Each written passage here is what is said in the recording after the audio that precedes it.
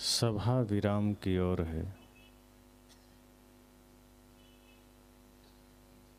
अक्सर आप कहते सुनते हैं कि सत्संग संपन्न हो रहा है। सत्संग आज विराम हो जाएगा, आज सत्संग खत्म हो जाएगा। पर कभी भी सत्संग विराम नहीं होना चाहिए। सभा विराम हो जाए अच्छी बात है, पर जो सत्संग हम सभा में सुने हैं, पंडाल में सुने हैं, ये सत्संग अगर विराम हो गया तो सुनने का कोई अर्थ नहीं। इसलिए सभा भले ही विराम हो जाए, लेकिन सत्संग हम सब के हृदय में सदा चलता रहे, हम सब के आचरण में चलता रहे, जीवन में चलता रहे।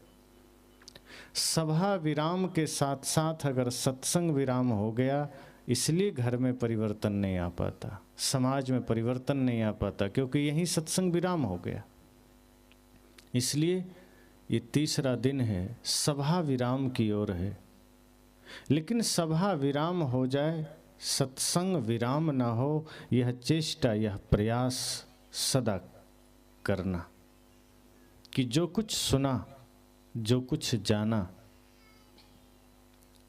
उसमें से जो आपके उपयोग का है, आपके जरूरत का है, उसे रख लेना, और जो काम का नहीं है उसे यहीं छोड़ दीजिए। जो काम का है उससे अपना काम बना लीजिए। जो कुछ भी जाना, सुना, समझा, वो जीवन में उतार लीजिए। ये अंतिम सत्र होता ही है समीक्षा का सत्र। 3 दिनों में जो भी हम सुनते जानते हैं, उनको अब हमें यह भाव से देखना है कि जो भी जाना गया, जो भी सुना गया, उसे किस भांति हम अपने जीवन से जोड़ सकते हैं। उन शब्दों को हम कैसे सत्य बना सकते हैं। शब्द तो मात्र शब्द होते हैं, जब तक वो हमारे जीवन में ना उतरे वो शब्द ही है। चाहे वो गीता के हों, चाहे वो रामायण के हो, चाहे बीजक के हो, चाहे धम्पदम के हो, शब्द शब्द ही है। वह सत्य बनता है हमारे आचरण में उतरने के बाद। और जब सत्संग के शब्द हम अपने जीवन में उतार लेते हैं, तो वह भी सत्य बन जाता है। जैसे प्रेम पर चर्चा हुई, भक्ति पर चर्चा हुई, ज्ञान पर चर्चा हुई, ये सारे शब्द ही तो हैं। जब तक जीवन में ना उतरे ये शब्द हैं, लेकिन जीवन में उतर गए तो यही सत्य बन जाते हैं। जैसे भोजन, भोजन पर खूब चर्चा हो और हमारे व्यवस्थापक बता दें कि बढ़िया खीर पूड़ी तस्मै बना है, खीर प्रसाद में हलवा है, मिनरल वाटर की व्यवस्था है, और आप जब वहाँ जाएं तो खाने को दिया ना जाए, सिर्फ भोजन की चर्चा सुनाया जाए, तो चर्चा से किस किस का पेट भर जाएगा। बल्कि ना मिले तो खेद होगा कि कैसे लोग हैं। चर्चा ना करते, कुछ नमक रोटी ही देते, पर देते तब तो पेट भरेगा। अब चर्चा 10-15 प्रकार के भोजन की हो गई और गए तो बैठने को ना दिया। ऐसे ही ज्ञान की चर्चा हो गई बड़ी बड़ी, सत्संग की चर्चा हो गई ज़्यादा, और हम उसे ग्रहण ना कर पाए तो वो सत्संग भी सत्य ना बना। जैसे भोजन की चर्चा हुई, लेकिन अगर वो वास्तव में हमें ना मिला तो वो झूठ ही तो हुआ। प्यास लगी हो और हम खूब 5 प्रकार के पानियों की चर्चा कर दे यहाँ, तो किसकी प्यास बुझेगी। कैसे पानी बनता है, H2O भी फार्मूला में बता दें तो किसकी प्यास बुझेगी। पानी ही चाहिए प्यास बुझाने के लिए। इसी तरह से सत्संग की चर्चा हुई, ज्ञान की चर्चा हुई, भक्ति की हुई, प्रेम की हुई, अगर वो शब्द हम सिर्फ सुनकर चले गए तो उसका कोई भी लाभ हमारे व्यक्तिगत जीवन में नहीं हो सकता।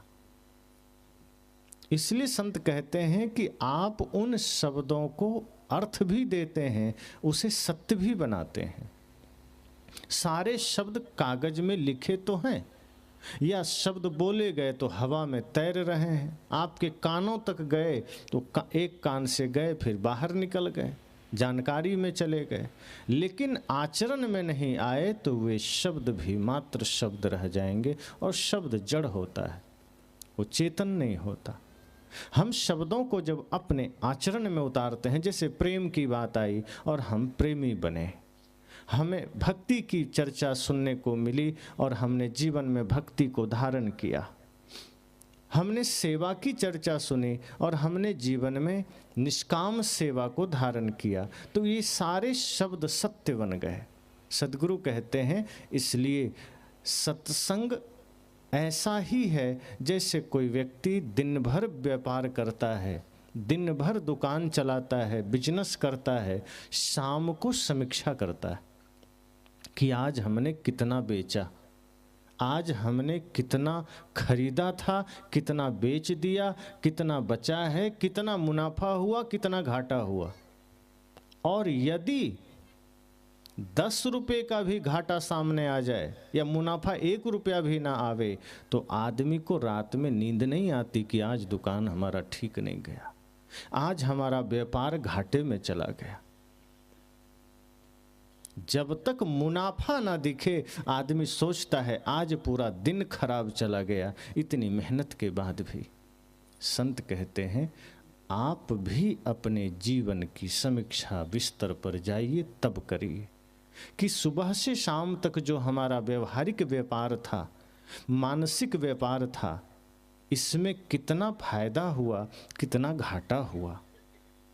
अगर हमने सत्संग के शब्दों का कोई प्रयोग नहीं किया, ज्ञान का प्रयोग नहीं किया, हमने सिर्फ वही अवधारणा हमने बना रखी नफरत की, घृणा की, छल की या द्वेष की, तो समझना व्यापार घाटे में गया।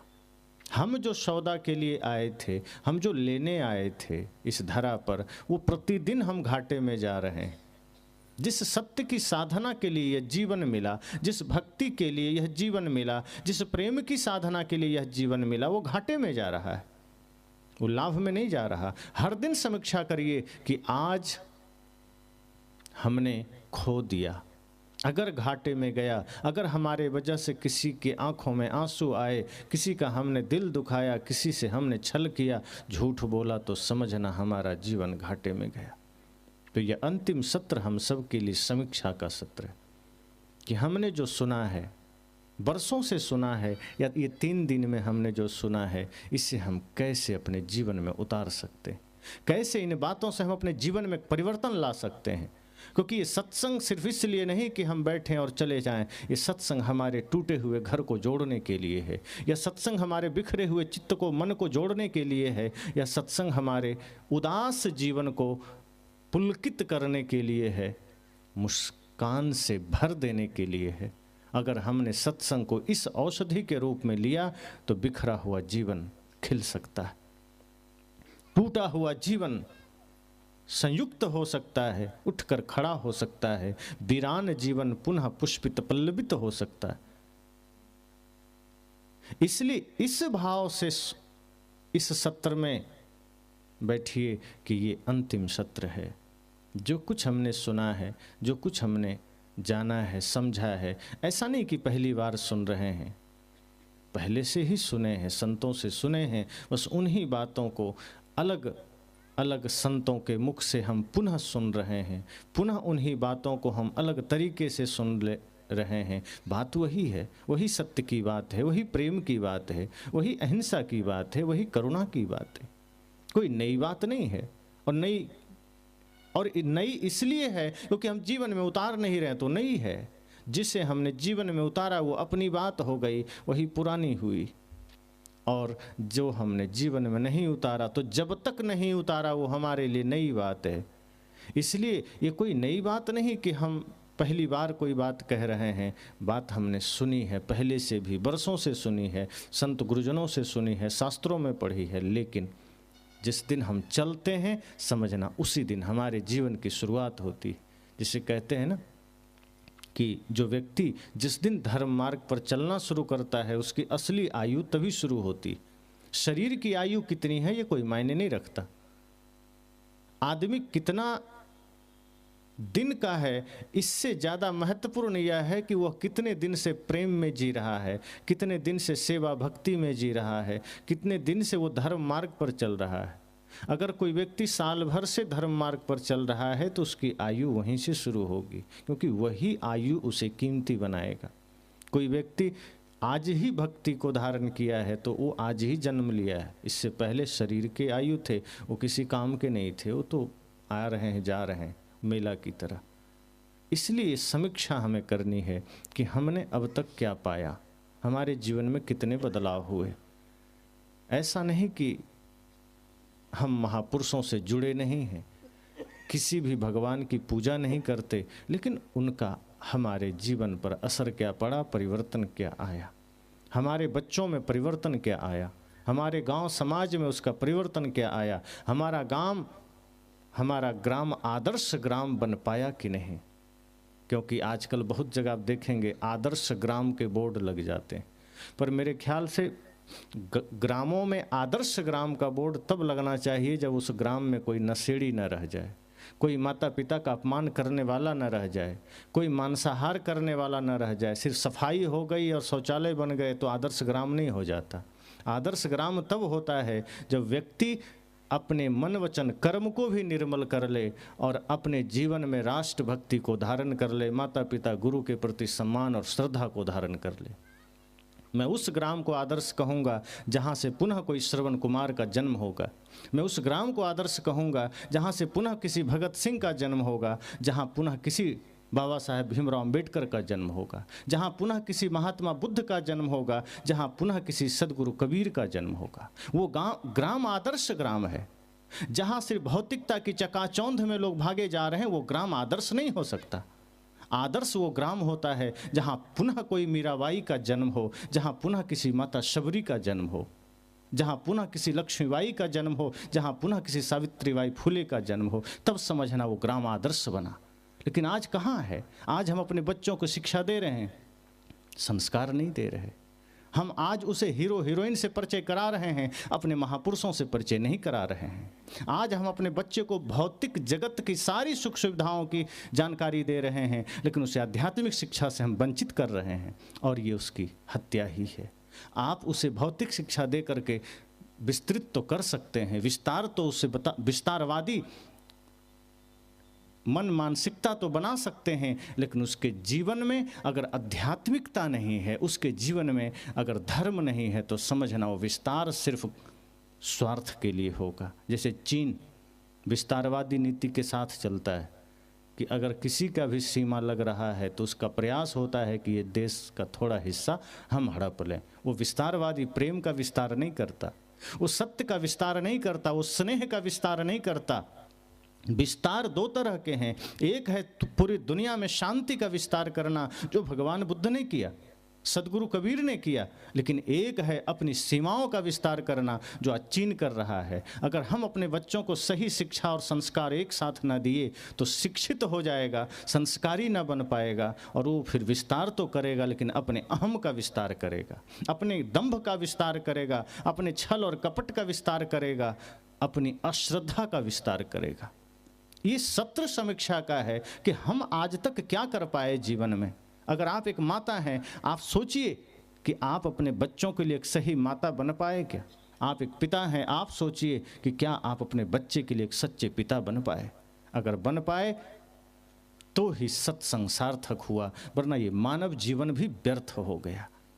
और सच्चे माता सच्चे पिता होने का अर्थ इतना ही है कि आप अपने बच्चे की परवरिश सिर्फ धन दौलत संपदा से मत करिए, संस्कारों से भी करिए। आप अपने बच्चों को सिर्फ दूध पान ही मत कराइए, संस्कारों से भी उसके जीवन को सींचिए, और वे दिव्य संस्कार संतों से आएंगे, सत्संग से आएंगे। इसलिए मैं कहता हूँ कि आप अगर चाहते हैं आपके बच्चे हाथ में शराब का प्याला ना पकड़े, उसे सत्संग में लाना और आरती की थाल पकड़ाना, ताकि ये संस्कार उसके जीवन में बना रहे कि हमें आगे चल के भी संत गुरुजनों का ही संग करना है, धर्म पथ पर चलना है, समाज निर्माण में सहायक बनना है, माता पिता गुरु और राष्ट्र का आदर करना है, और धर्म का अनुसरण करते हुए भले ही हम जीवन गंवा दें, कोई हर्ज नहीं, लेकिन कभी भी पाप, कभी भी अधर्म, कभी भी छल कपट मन में नहीं आए। अगर यह संकल्प जीवन में आया तो सत्संग सार्थक हुआ, तो माता पिता होना सार्थक हुआ। एक माता पिता का इतना ही कर्तव्य नहीं होता कि आप बच्चे को जन्म दे दिए, उसके बाद हम जिम्मेदारियां भूल जाते हैं। फिर बच्चे की परवरिश कैसे होगी, हम उस पर कभी सोचते ही नहीं कि बच्चे को जन्म देना साधारण बात नहीं, बहुत तपश्चर्या की बात है। और बच्चे के बिगड़ने में अक्सर माता पिता ही कारण होते हैं, परिवार के लोग ही कारण होते हैं। ये सत्संग सिर्फ जगाने आया है, ये सत्संग सिर्फ जगाता है कि आप जागिए, आप किस नींद में सो रहे हैं। आपके जीवन में जो कुछ भी अशुभ है और वही अशुभ आप अपने संतानों में दिए जा रहे हैं, वही अशुभ फिर आपकी पीढ़ी दर पीढ़ी चल रहा है, और इस वजह से आप समाज निर्माण के सहायक नहीं, बाधक बन जाते हैं। हम गीत तो गाते हैं कि हम सब भारत जैसे धर्म प्रधान देश के लोग हैं, कि जहाँ चारों ओर धर्म का ही डंका बजता है। यह वह देश है जिसकी संस्कृति इतनी महान रही है, जहाँ दुनिया के लोग भी झुका करते थे। हम तो गुणगान करते हैं, लेकिन आज हम क्या कर रहे हैं? मैं तो कभी कभी कहता हूँ, अक्सर कहता हूँ कि जो देश दुनिया को वीरता सिखाया, जो देश दुनिया को सत्य की साधना सिखाया, जो देश दुनिया को प्रेम सिखाया, आज वही देश में इतने सारे अंधकारी शक्तियाँ, विकारी शक्तियाँ, छल कपट दंभ मांसाहार, ये कहाँ से आ गया? जिस देश में लोग ये संकल्प लेते थे कि ये भारत भूमि की मिट्टी है, ये धर्म से रंगी हुई मिट्टी है, ये प्रेम से रंगी हुई मिट्टी है, ये भारत भूमि की मिट्टी है, ये वीरों की भूमि है, ये वीरांगनाओं की भूमि है, ये सती साध्वियों की भूमि है, ये ऋषि मुनियों की भूमि है, उस देश में हम इतने सारे लोग आज कायरों की भांति जी करके अधर्म के मार्ग पर चल रहे हैं। जो सत्य को स्वीकार न कर सके, जो प्रेम को स्वीकार न कर सके, जो महापुरुषों के बताए मार्ग पर न चल सके, संत कहते हैं वो वीर नहीं हो सकता। जो क्रोध के अनुसार चलता है, जो माया के अनुसार चलता है, जो विकारों के अधीन होकर चलता है, वे ही तो कायर हैं। किसी ने गाली दिया, आपने भी गाली दिया, तो क्या वीरता हो गई? किसी ने आलोचना किया, हमने भी आलोचना कर दिया, ये वीरता थोड़े हो गई? गाली का जवाब अगर गाली से दिया गया, ये वीरता नहीं, ये कायरता है। वीरता तो तब है जब कोई गाली दिया और आप मुस्कुरा दिए। किसी ने आलोचना किया और आपने उसकी प्रशंसा कर दी, ये वीरता है, ये बहादुरी है। किसी ने आपसे झगड़ा चाहा और आपने उसे झगड़ा ना दिया, प्रेम ही दिया, ये बहादुरी है। तो 3 दिन का ये सत्संग विराम की ओर है, लेकिन सिर्फ सभा का विराम है। ये सत्संग आपके हृदय में प्रवाहित होता रहे, ये सत्संग की धारा आपके जीवन में चलता रहे, ताकि वो धारा जितनी देर चलेगी, जहाँ जहाँ चलेगी, वहाँ वहाँ के अंधकार को मिटाएगी। इस सत्संग का प्रकाश आपके जीवन के समस्त अंधकारों को मिटाएगी, और इसका परिणाम यह होगा कि उसका असर आपके संतानों पर, परिवार, समाज, राष्ट्र पर होगा। हम सब इस राष्ट्र का एक छोटा सा इकाई है। हम यह चेष्टा करें कि हमारा कोई कृत्य राष्ट्र निर्माण में बाधक न बने। एक आदमी ने कहा, हम छोटा सा आदमी, अगर हम कुछ पाप कर भी लेंगे तो क्या हो जाएगा, देश का कोई बुरा थोड़े हो जाएगा, और हमारे अच्छा करने से देश का कोई भला थोड़े हो जाएगा। हमने कहा, पूरा देश आप नहीं बदल सकते, पूरा समाज आप नहीं बदल सकते, उतना सामर्थ्य नहीं है, कोई बात नहीं। आप अपने जीवन को तो बदल सकते हैं, और यदि आपने स्वयं को बदला तो ये समझना कि आपने राष्ट्र निर्माण में अपना सहयोग दिया। क्योंकि राष्ट्र निर्माण का मतलब कोई भवन निर्माण नहीं करना है, कोई चिकित्सालय विद्यालय नहीं बनाना। राष्ट्र निर्माण का तात्पर्य ही होता है राष्ट्र में रहने वाले व्यक्ति चरित्रवान हो जाएं, इस देश में रहने वाले व्यक्ति वैष्णव हो जाएं, इस देश में रहने वाले व्यक्ति प्रेमी हो जाएं, अहिंसक हो जाएं, इस देश में रहने वाले व्यक्ति सत्यवादी हो जाएं। अगर आप एक व्यक्ति इतना काम कर पाए, एक माता पिता अपने जीवन में परिवर्तन ले पाए, तो आप कारण बनेंगे एक श्रवण कुमार के जन्म देने को। अगर आप अपने जीवन में श्रद्धा भक्ति प्रेम और निष्ठा को धारण किए, तो आप कारण बनेंगे एक भगत सिंह को जन्म देने को। और ध्यान देना, एक भगत सिंह भी कहीं पैदा हो गया तो पूरे देश के लिए वो पर्याप्त है। तो आप सामर्थ्य जगाइए अपने भीतर, अपनी संस्कृति को याद कीजिए। 2 वर्ष का बच्चा भरत, शकुंतला पुत्र, कहते हैं शेर के पीठ पर सवार होकर के उसके मुख में उंगली देकर दांत गिन लेता था। ये सामर्थ्य शकुंतला के आचरण से आया था, उसके तप प्रभाव से आया था उसके संतान में। आज तो 20 साल का नौजवान भी बिल्ली से डर के भाग जाता है। उसको बिल्ली और चूहे से डर लगते हैं, कॉकरोच से डर लगते हैं। ये देश वीरों का देश है, कायरों का नहीं है। अगर एक माँ अपने भीतर की सोई हुई चेतना को जगा ले, तो आपके बच्चे में भी वो वीरता आ सकती है, आपके बच्चे में भी राष्ट्र निर्माण का सामर्थ्य आ सकता है, आपके बच्चे में भी समाज में परिवर्तन का सामर्थ्य आ सकता है। कितना भी कोई सताया, कितना भी कोई ताने मारा, कितना भी किसी ने चोट दिया, पर बाबा साहेब डॉक्टर भीमराव अंबेडकर ने उन सब चीज़ों का प्रवाह न करते हुए अपने भीतर की सोई हुई चेतना को जगाया, अपने भीतर के सामर्थ्य को जगाया और इतना विराट सामर्थ्य बना लिया कि खुद ही दुनिया झुक गई, कुछ करना नहीं पड़ा। जैसे ही आप अपने चित्त अपने चेतना को जागृत करते हैं, दुनिया आपके पास आती है। जैसे ही माता सीता जंगल में गई, लवकुश को जन्म दिया, न राम है न लक्ष्मण है न कोई और हैं, माता ने संकल्प लिया कि अगर हमने कोई शिक्षा संस्कार न दिए तो लवकुश का एक भी गलती, लवकुश से हुई एक भी भूल वो राम की भूल मानी जाएगी और लोग कहेंगे ये राम का बेटा है। कैसा उदंड है। इसलिए माता ने संकल्प लिया कि चाहे जो हो जाए, मुझे इतना इसे संस्कारी बना देना है, इतना ज्ञानी बना देना है, इतना शक्तिशाली बना देना है कि कहीं ये चला भी जाए तो देख कर लोग जान जाएं कि ये श्री राम के पुत्र हैं। और माता सीता ने संकल्प लिया। इसलिए ऋषियों ने कहा माता निर्माता भवती।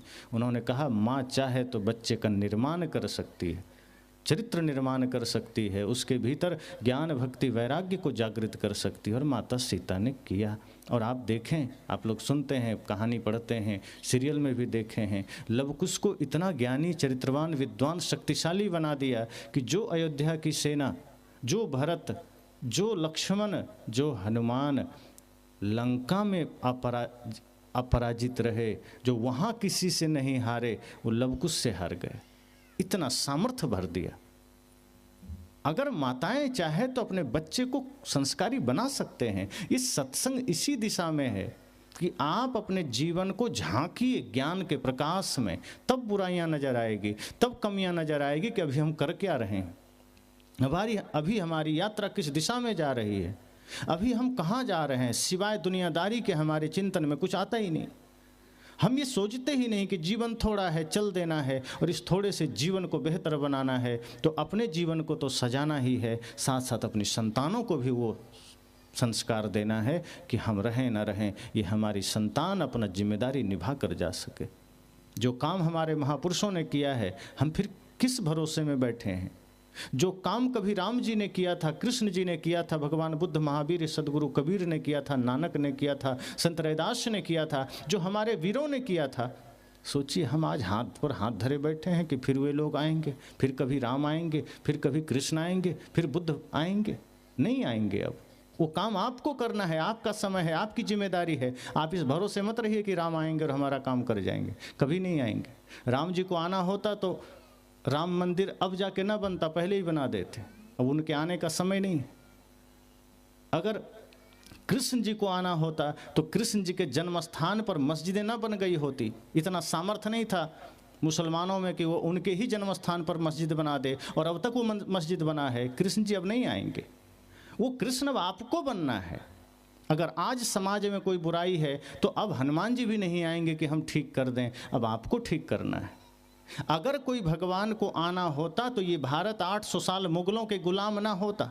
अगर किसी भगवान को आना होता तो ये देश अंग्रेजों के गुलाम ना होता। लेकिन ये देश अंग्रेजों के भी गुलाम रहा, ये देश मुगलों के भी गुलाम रहा। और आप जानते हैं कि मुगलों से भी आज़ादी हो, चाहे अंग्रेज़ों से गुलामी की आज़ादी हो, ये हमारे वीरों ने दिलाया। हमारे ही इस देश के वे लाल जिन्होंने अपनी परवाह नहीं की, अपनी चिंता नहीं की, अपना घरबार छोड़ा, कम उम्र में ही देश के लिए शहीद हो गए।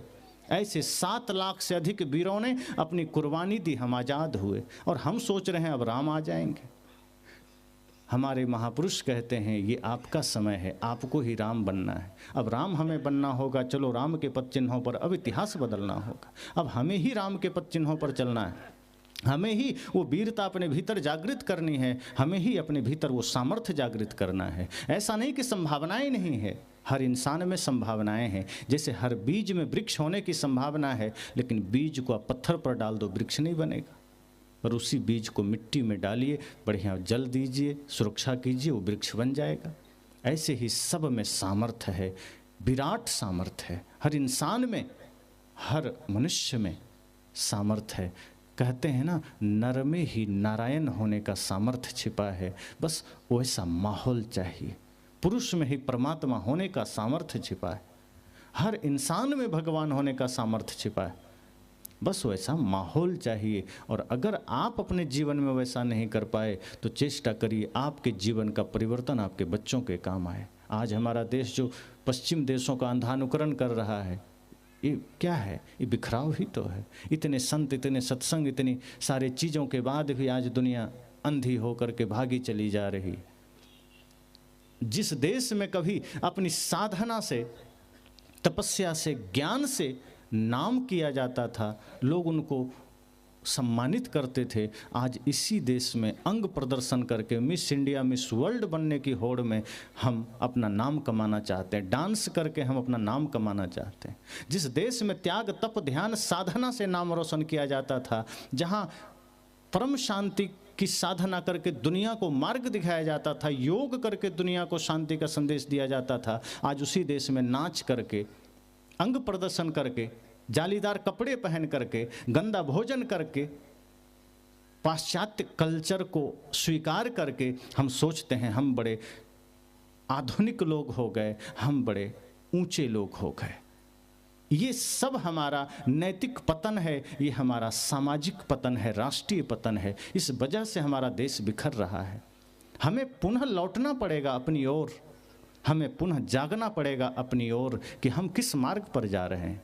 ये देश कूड़ा कचरा फैलाने के लिए नहीं था। हमने विचारों से, संस्कारों से, खान पान से इतनी कूड़ाएं फैला दी है कि लगता है सदियों लग जाएंगे सुधरने में। और आज हम वही कर रहे हैं। हमारे विचार, हमारे भोजन सब बिगड़ते चले गए।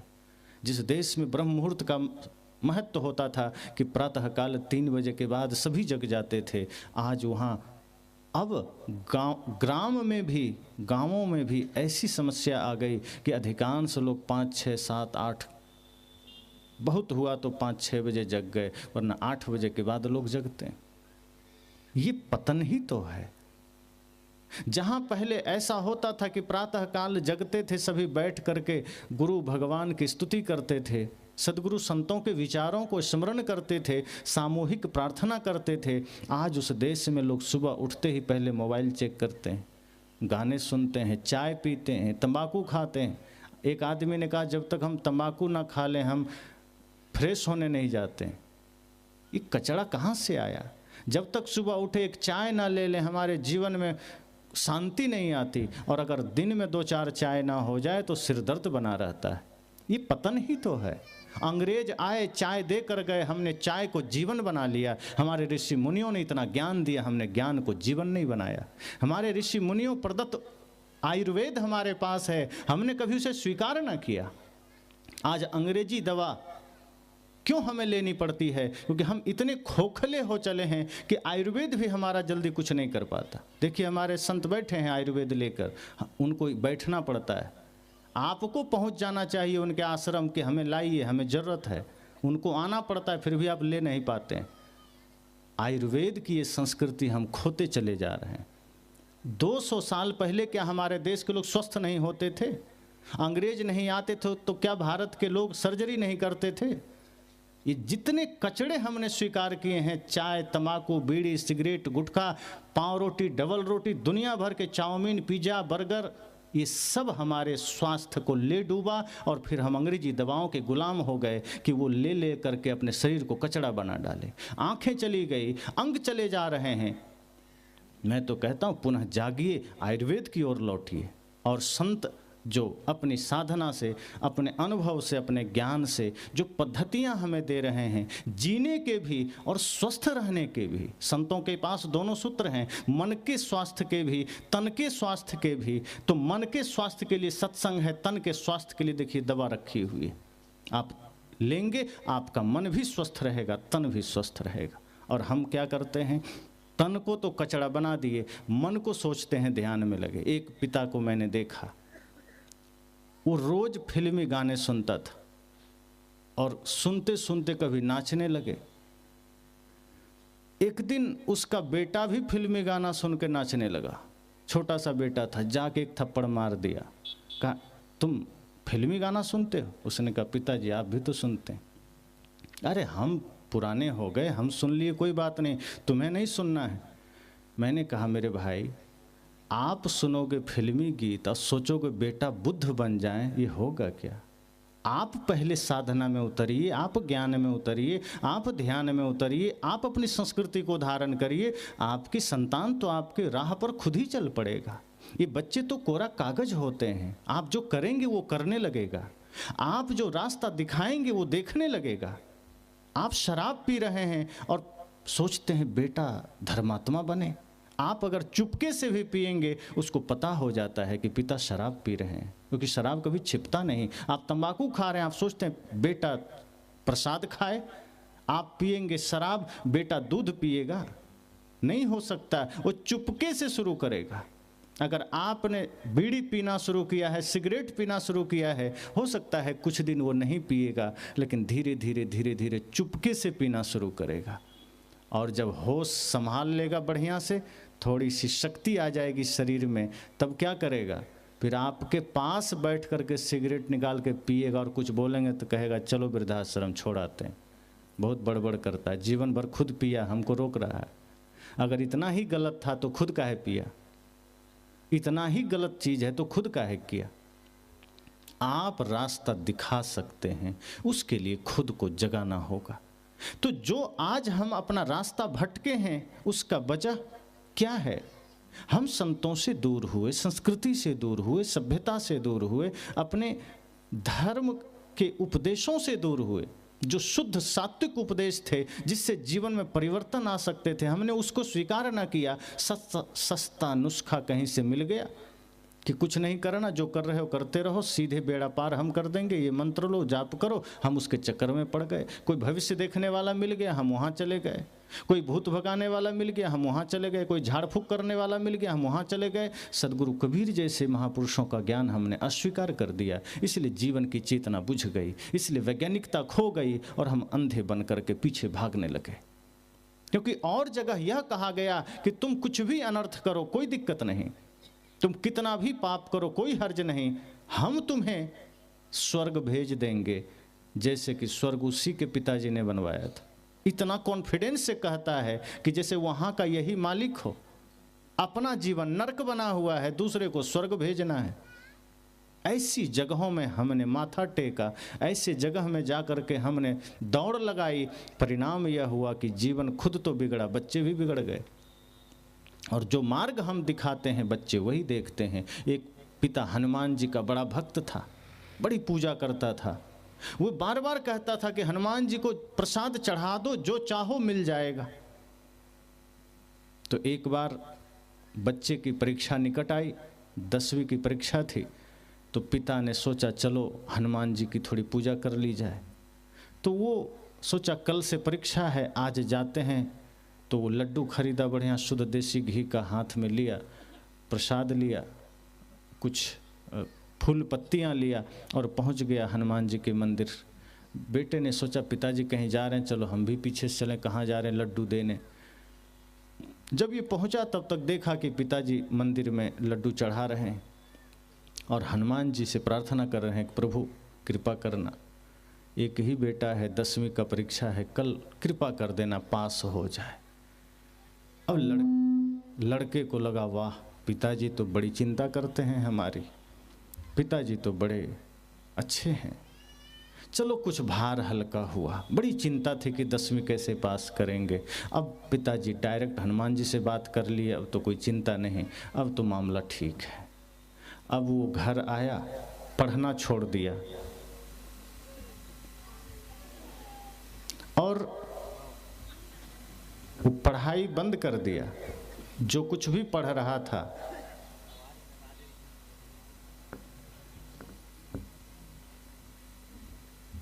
जो कुछ भी वो अध्ययन कर रहा था वो छोड़ दिया और गाना सुनने लगा, खेलने लगा। पिताजी ने देखा पढ़ नहीं रहा है, सोचा पढ़ लिया होगा, कोई बात नहीं, निश्चिंत हो गया। दूसरे दिन परीक्षा देने गया, कॉपी में नाम लिखा, नीचे हस्ताक्षर किया, कॉपी जमा कर दिया, कुछ नहीं लिखा। उसके बाद घर आ गया। पिताजी ने कहा परीक्षा हो गई? कहाँ पिताजी, बढ़िया परीक्षा हो गई। लेकिन जब रिजल्ट आया तो रिजल्ट में 0-0 था, लड़का फेल था। पिताजी हैरान हो गए, कह अरे तुम फेल कैसे हो गया? कहा पता नहीं, हनुमान जी से पूछिए। कहा क्यों, उनसे क्यों पूछें? कहा आप उन्हीं से बात किए। कि तुम कब देख लिया? कहा जब आप लड्डू चढ़ाने गए थे तभी हम देख लिए थे। हनुमान जी से आपने बात कर ली कि मेरे बेटे को पास कर देना, तो मेरी बात हनुमान जी से हो गई और आपकी यही बात सुन करके हमने लिखा ही नहीं। जब हनुमान जी को लड्डू दे दिए, उनसे बात हो गई, फिर भी मैं लिखूं तो उनको लड्डू देने का अर्थ क्या है? फिर भी मैं पढ़ूं तो लड्डू चढ़ाने का अर्थ क्या है? इतना पैसा खर्च करने का अर्थ क्या है? मास्टर से पिता ने कहा कि मास्टर साहब क्या हो गया, बेटा फेल हो गया। कहा आपने मंदिर में लड्डू चढ़ाए, हमने यहाँ बच्चे के कॉपी में लड्डू चढ़ा दिए, क्या दिक्कत है? जो दिया वो मिला। अगर आपने बच्चे को ये प्रेरणा दी होती कि कुछ पढ़ना तो शायद में कुछ कर सकता था, आप तो हनुमान जी के भरोसे चले गए और यह बात आपके बच्चे को पता चल गई। वो भी निश्चिंत हो गया कि जब बात सीधे सुप्रीम कोर्ट से हो गया तो इधर इधर क्या दिखना। जब हनुमान जी सबके पिता हैं, वही सबके मालिक हैं, रिद्धि सिद्धि के दाता हैं, सब कुछ उन्हीं के पास है, तो ये मास्टर क्या करेगा? ये अगर ये 0 भी लिखेगा तो हनुमान जी कृपा करके उसमें 100 लिख देंगे। लेकिन नहीं हुआ, क्योंकि एक पिता ने ही बच्चे को बिगाड़ दिया। हनुमान जी आपके परीक्षा का कॉपी लिखने के लिए नहीं है, राम जी आपके परीक्षा का कॉपी लिखने के लिए नहीं है। यही तो हम महापुरुषों और भगवानों का मिसयूज करते हैं।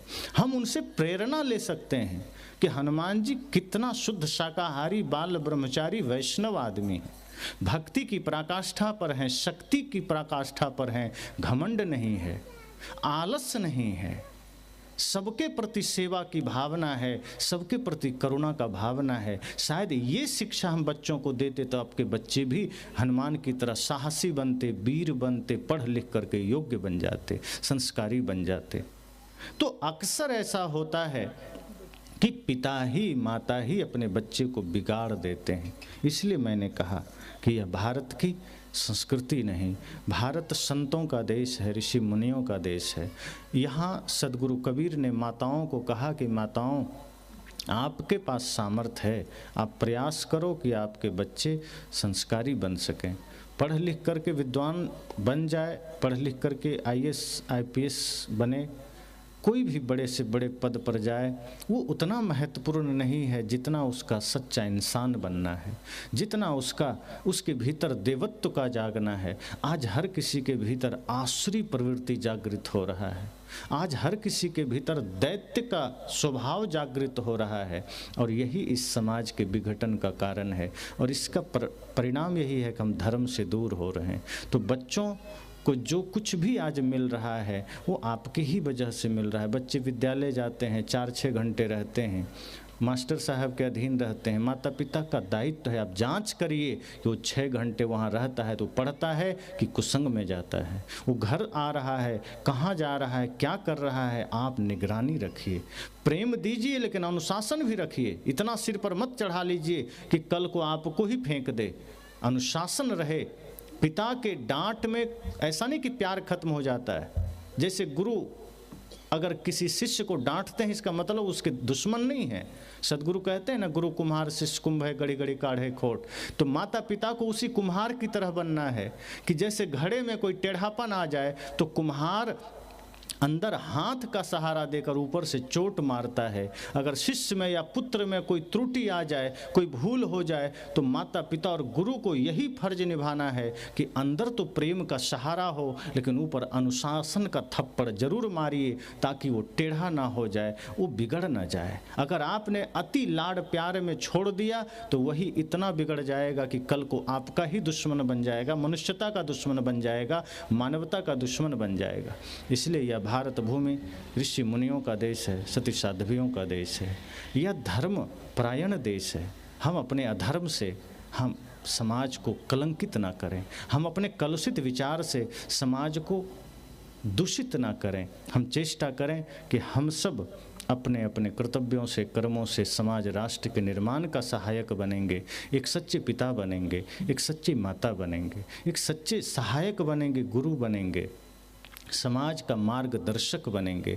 हमारा सामर्थ्य नहीं कि पूरी मानवता को हम बदल सकें, लेकिन कल को इतिहास लिखा जाएगा तो यह तो जरूर गौरवान्वित होकर आप कह सकेंगे कि मैंने राष्ट्र निर्माण में सहायता दी थी, भूमिका निभाई थी, अपना दायित्व निभाया था। इस भारत भूमि में हमने जन्म लिया, हमने अपने देश के लिए एक भी अच्छा काम किया तो गर्व रहेगा कि हमने अच्छा में साथ दिया, बुरा में नहीं। तो इस भावना के साथ जब आप चलेंगे तो सत्संग सार्थक है। इसलिए इन 3 दिनों में बहुत सी बातें हमने सुनी, लेकिन इन बातों में सार यही है कि जीवन में ज्ञान के दिए जलें, भक्ति के प्रेम के दिए जलें। अगर ये जले तो सत्य सत्य आप देख सकेंगे, आँखों के सामने होने वाला विघटन आप देख सकेंगे, अपने ही जीवन के बिखराव को आप देख सकेंगे, अपने ही आँखों के सामने बिखरते परिवार को आप देख सकेंगे। और जब समस्या दिखने लगे समाधान आदमी खोजने लग जाता है। पर हम इतने बेहोशी में हैं कि हम समस्या ही नहीं देख पाते तो समाधान कहाँ करेंगे। आज बिगड़ते हुए बच्चों के भविष्य को हम देख ही नहीं पाते तो हम सुधार की चेष्टा कहाँ करेंगे। अगर आपको शरीर में बीमारी नजर आ जाए तभी तो दवाई लेंगे, और कोई बीमारी भीतर भीतर चल रही है तब कहाँ दवा लेंगे। इसी तरह जो समस्याएं हमारे समाज में है, हम पहले इसे देखना तो जाने, और उसके लिए भीतर ज्ञान का दिया जलना जरूरी है, ये सत्संग का दीप जलना जरूरी है। जब हम सत्संग से जुड़ते हैं तब हमें अपने जीवन की, समाज की और अपने ही आसपास की कुछ कमियों को, त्रुटियों को हम देख पाते हैं, अपने मन के विकारों को हम देख पाते हैं। शरीर की गंदगी को आप दर्पण में देखते हैं, मन की गंदगी को देखना है तो सत्संग रूपी दर्पण में आप देख सकते हैं। आंखें बंद करिए और उस वक्त अपने मन का दृष्टा बनिए, अपने मन का साक्षी बनिए। तो जैसे ही मन का दृष्टा बनेंगे अपनी कमियां नजर आएगी, अपनी कमियां दिखेगी, और जब कमियां दिखेगी तब दूर भी होगी। जिस दिन आपको यह पता चल जाएगा कि नशा जहर है, आप छोड़ देंगे। जैसे कोई आदमी आपको चाय पीने के लिए दे दे, आप पीने लगते हैं, पहला घूंट लेने ही जा रहे हैं और कोई कह दे कि इसमें विष मिला हुआ है, ये पता भर चल जाए, आप प्याला सहित फेंक देते हैं।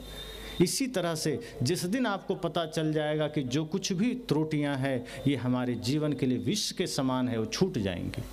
चाय विष के समान है, आप छोड़ देंगे। नशा विष के समान है, आप छोड़ देंगे। शराब विष के समान है, आप छोड़ देंगे।